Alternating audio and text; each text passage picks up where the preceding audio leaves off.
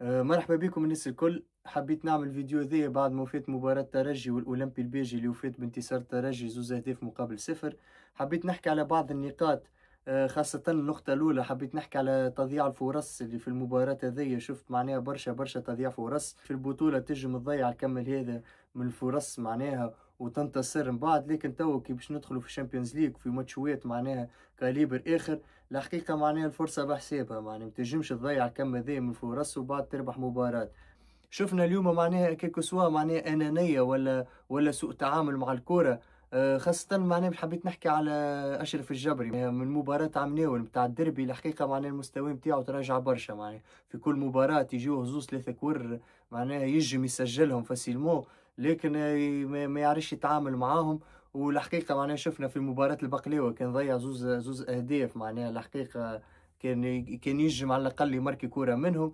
اليوم كيف جاو 2 كور معناها شفنا الروتري الأولانية والثانية تعامل معاه بنفس الشكل. الحقيقة معناها لازم يخدم على روحه أكثر، معناها خاصة تو شوفوا الكونكورونس كثرت معناها في الترجي الذي التونسي في الهجوم مع قدوم فلوريون وحتى دياكيتير. شفنا المباراة الأخرى كان سجل 2 أهداف وعمل مباراة باهية برشا.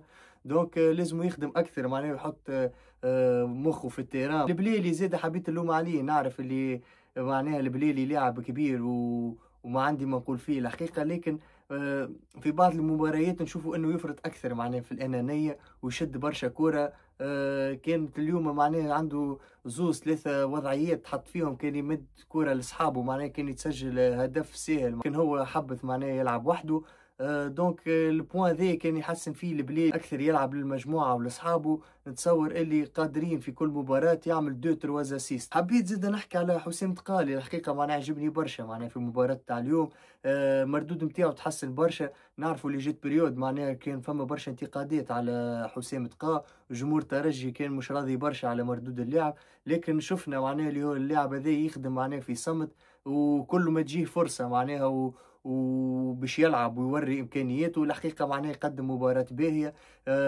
جوار معناه جينيرو يجري في التيران معناه يفك ويطلع، وشفناه اليوم حتى كان هو ورا الاسيست نتاع البونتو الاول معناه سونتراج مزيان برشا لشهاب الجبالي، اللي بالمناسبه ذي زاد شهاب اليوم ماركا اول بونتولي في السيزون ذي، وان شاء الله يكمل معناها حاجتنا بيه في الشامبيونز ليج، يقدم معناها مردود باهي ويرجع شهاب اللي كانوا عملوا ورا لي زاسيس. النقطة الأخرى اللي نحب نحكي عليها واللي اليوم معناها بالحق معناها شفت التعامل مع لي بالاريتي معناها ما فهمتش معناها. فما اليوم جاء تعدل الترجي على الأقل 10 15 بالاريتي كيلكو سوا مخالفات ولا ركنيات، والحقيقة ما عرفنيش كيفاش نتعاملوا معاهم. معناها شفنا كيلكو سوا معناها يتلعبوا ادو ولا حتى البليلي وحده، معناها شفنا معناها كورة مشيت اتير لعبها اتير ما فهموا حتى حد، بعدها هي جاتو كفرون واحد اخرى معناها كيف حب يعمل كومبينيزون ما فهموهوش.